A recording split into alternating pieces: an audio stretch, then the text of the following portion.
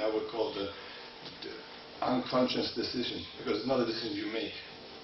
Okay? So what you do is consciously, is aware, you go forward, you hit. And then what's happened becomes automatic, because this is a reflex now. This is being trained into your physics, into your muscle memory, and everything else is, his force does. If he's too soft, you hit, because this is what you want to do. If he's too strong, he will bend your arm. Okay? In any direction. So if it's here, you have pretty much four sides on your arm, if you want so. So if I have David here, look. Maybe on each arm, so it's just the David here still. If David would punch me indoor, so he would push my pressure backwards. It is stronger push. We call it Chi Sao, or sinking elbow. So if he does the same movement, but he pushes to the outside over there, look, then we call the Kao Sao. So you can push over here, one direction, jump, or the other side, cow. The same from the outdoor. So you have indoor two sides. For cow and jump and outdoor, if you push this across my body, you bomb. Or if you just half an inch over my center line this way, creates bomb. If you go to this side, creates stance. So you have four sides. And if you take my whole body with both hands, he has two hands, so I have four sides. You have this side and two inside. But each arm itself has four sides. And if you have this, I have four sides now. For the whole. Okay? So therefore, the center line is always everywhere. Now, thank you. How we position our arm in Ponsao. All these measurements are not just to define your center line. This also helps you where to put your arms. Sometimes you go to a seminar, there are a couple hundred people, and you go there and Sifu is doing something, performing Bongsao, you go like bing, okay, and then a couple of instructors walking around correcting the students. Now you're one instructor. Let's make an example. Let's say Frank here. So, okay, let's say I'm the Sifu, I'm practicing Bongsa with you, and I have all you guys are instructors, and you come and correct Frank. You make a Bongsa. So, now Peter, maybe you come, and maybe Sabine come. So we go like this, okay? So, now, I go like this, so I go like this. Your Bongsa head over here. Now Sabine comes to this guy there, and now you go there, you put him somewhere. No.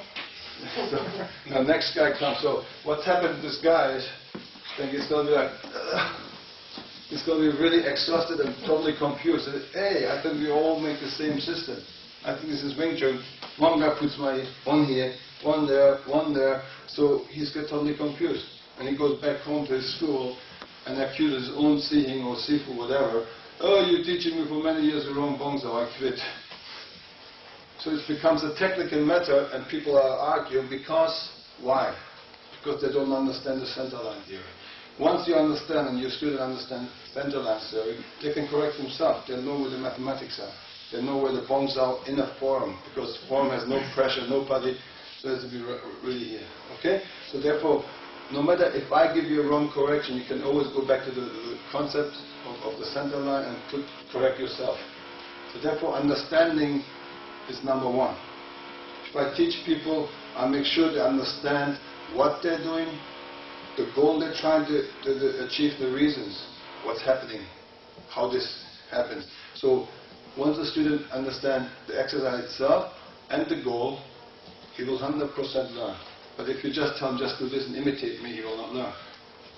Because he will always having questions, okay? So therefore understanding is very, very important, and as a good instructor you have to make people understand. Now, so, okay, you see, the width is always depending on the width of your opponent, okay? If somebody is too narrow, because we always explain to put the elbow on the center line, has to touch the center line, it's a bit narrow.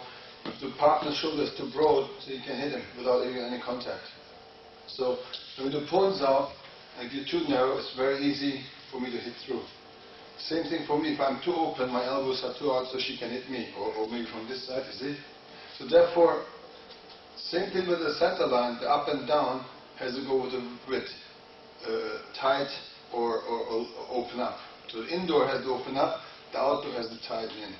Okay, so Sabina's indoor, this means since I'm more broad than her, my shoulder, so she has to open up a little bit. But the angle, that the elbow has a point towards the center line, and your wrist forwards to me a little bit out, So this is the same. See, it's the same for me. My elbow, my hooks out is more in. This part, the inside of your forearm, is like a brake pad on a car. Okay, so when Sabina attacks me here, see, again, see how she's pushing my skin back. So when I put pressure forward, so I can stop her. And if she goes too much in, I hit her, right? So now, if she really goes to her target, which is here, I can stop her. Okay, so again, if I would be to open, of course, my folks would be here, it's very easy for her to hit me. Vice versa, if she should be too narrow with her tanza, I can hit her. So this concept goes for both arms. So when we switch around and do the Hünsaus, the changing wrists, you see? So if she's too open, I can hit her. She elbows in and she push, she can stop me. She can feel that, oh here. Now she's too narrow right now, you see? Okay, the same example again, if I can have the stairs, please, or steps. So just put it here. Maybe you're taller than you. So if you go on top of it, see, she has a fight. That's why Wing Chun's system is also the size doesn't matter. And if you would say the normal position and you're in your normal position, this would be the center line normally, and this doesn't look good. So therefore, he hates being hit here and she hates being hit here. So we both are, he's descending and she's ascending. You see, now we have the diagonal line here. Everybody can see it more clear now. Okay? Now, if Sabina would be here and you punch Sabina because you're taller, you punch just indoor up and touch his nose and step all the way and lock your elbow. Punch indoor. Okay, that's fine with the elbow, that's not bad, but the same just from the indoor. Okay, and then lock your elbow.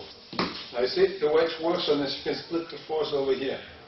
So therefore, a small person can split the force and then go in. Same thing. Or, if you would be here, and you could punch, she could still have her bongsa and be rotated this way. And they just step forward and punch, of course. Okay? So there's no problem here at all, huh? Thank you.